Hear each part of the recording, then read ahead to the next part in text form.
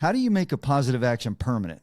Not a New Year's resolution or a burst of energy or an Instagram reel that fires you up for 6 minutes, but something meaningful and that lasts you for the rest of your life. It's all about mindset, baby. Welcome to the weekend, everybody. This is your bFIT bonus.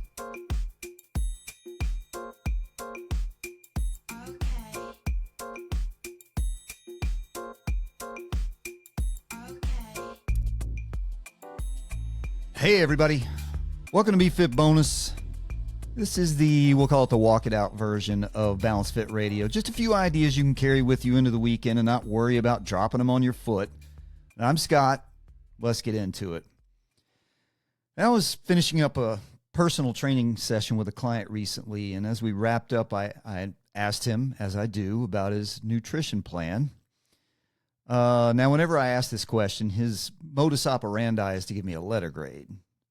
I want to stop a couple things as preface before I go any further. First, I only ask him this about once a week. I'm not interested in creating a feeling of constant pressure or like a surveillance state or something like that. What did you eat today? No. Second, I never ask from a place of judgment, only service, only progress, only figuring out where someone might be stuck so I can help. And for the third time in a row, he gave himself a C+. So I asked him a simple question. What can I do to help you push that to a B-? Not an A+, not perfection, no gold stars and unicorn stickers, just a small attainable improvement from where he'd seemingly been stuck. And his response was actually really solid. He said, "You've been doing everything I need. The next step is on me." That's ownership and accountability, and that's a good mindset. But I could feel something else going on. He didn't need a new meal plan, and he didn't need more information. He's got plenty of that, and I'm always here for him. He needed a philosophy, something to steady him while he oriented his internal compass. And that's where I come in. A good trainer, writes workouts and keeps you on task, and a good nutrition coach builds, nutrition plans. But a great trainer and a great coach listens to the subtext. They hear what's not being said, and they anticipate roadblocks. They know when someone doesn't need tactics, they need framework. And the framework that came to mind for me in that moment is something I've spent years developing, and if you've been with me for a little while, you know all about it. It's called SEMPER. The SEMPER stands for Self-Engendering Machine of Perpetual Effectiveness and Resolve. Yeah, I know, that's a mouthful, so let's break it down like human beings here. Self. This is where it starts. You can look outward for help, guidance, and resources, to be sure, but unlocking your potential begins with you. Engender. To produce, to cause, to generate momentum instead of waiting for it. The machine. A system of interconnected parts working together to perform meaningful work. That's you and your body. Perpetual, ongoing, unending, not dependent on motivation or mood. Effectiveness, not perfection, practicality.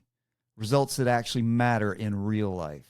And resolve is willpower, courage, and the ability to stay the course when things aren't fun. That's SEMPER. So how do you start? And here's the part that everyone wants to skip. You don't start with everything. You start with one thing, one action that benefits future you, something attainable, something you already know you should be doing.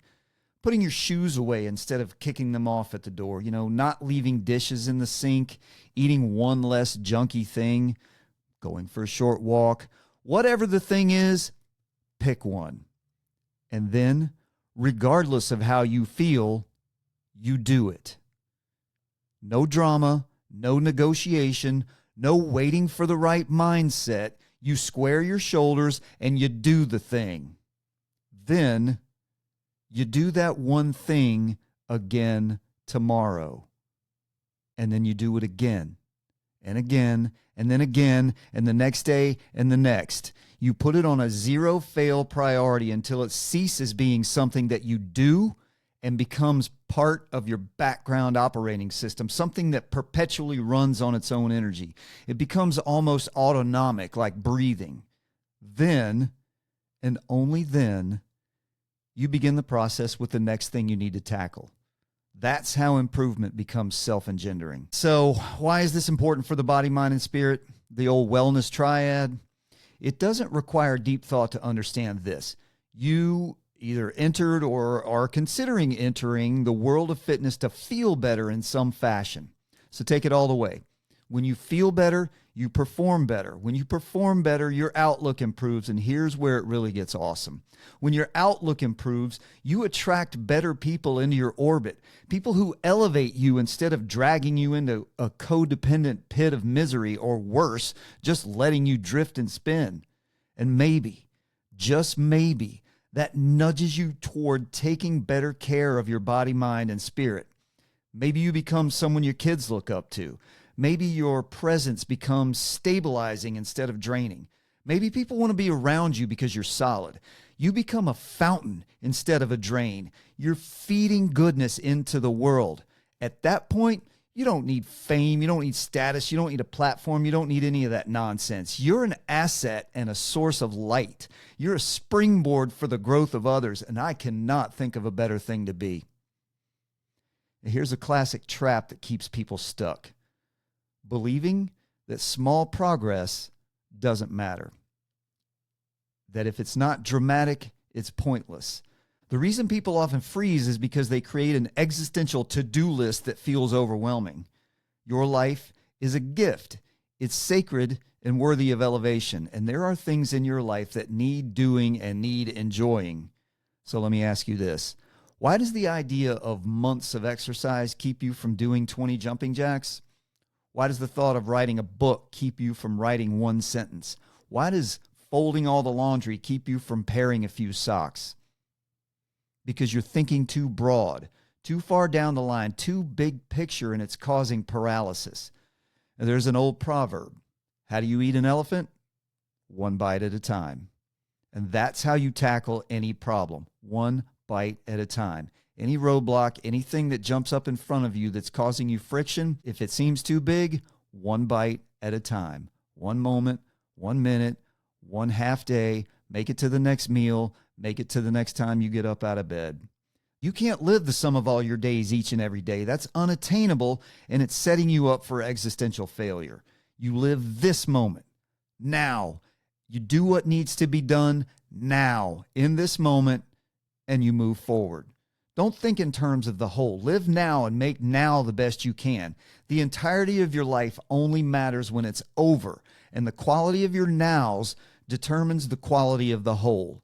The more effective nows you string together will ensure a complete life you can rest with at the end. Momentum is built one step at a time. It can't be discovered as a complete set and used at your convenience.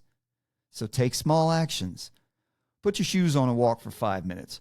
Read or write for 90 seconds. Skip one latte and put that money in a jar. Sit in the grass for a minute in the morning. I promise you this. A 5-minute walk becomes a mile. A mile becomes 30 minutes. 30 minutes becomes a 5K with friends for charity. That's how SEMPER works. You didn't change your life overnight. You realized that something is in fact not nothing. Only nothing is nothing. And that's exactly what you get when you refuse to respect small gains. And that's how you make a positive action permanent.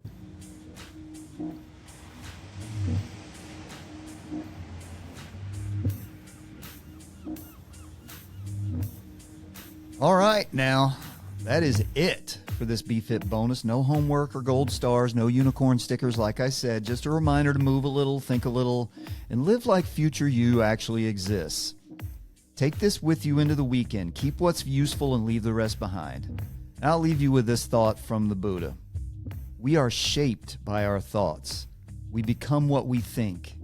When the mind is pure, joy follows like a shadow that never leaves. Enjoy your life.